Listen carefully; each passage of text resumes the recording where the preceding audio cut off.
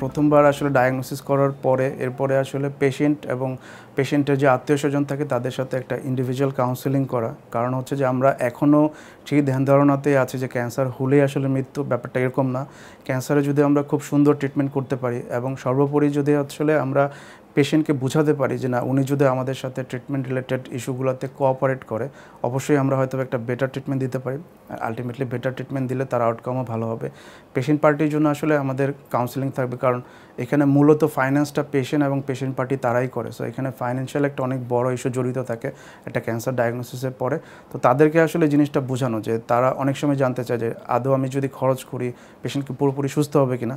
অবশ্যই, কারণ prostate cancer আমরা জানি যে যদি ইন্টারমিডিয়েট রিস্ক বা হাই রিস্ক পর্যন্ত থাকে তো অনেক লম্বা একটা সার্ভাইভাল হয়। সো একটা ক্যান্সার নিয়ে যদি 10 বছর 15 বছর সার্ভাইভাল করা যায় অবশ্যই এটা একটা আশা বাণী। সো আমরা পেশেন্টকে আসলে ওইভাবে একটা আশার বাণী দিয়ে ট্রিটমেন্ট শুরু করি এবং ট্রিটমেন্টের সময় যাবতীয় যে আসলে কিছু সাইড এফেক্ট আসতে পারে সেটার ব্যাপারে আমরা পেশেন্টকে আগে থেকেই জানিয়ে দিই, সো দ্যাট সে যেন ওইটা নিয়ে খুব বেশি দুশ্চিন্ত না হয় এবং ওইটাকে সাথে করে নিয়ে যেন সে পরবর্তী ধাপের ট্রিটমেন্টটাকে কন্টিনিউ করতে পারে।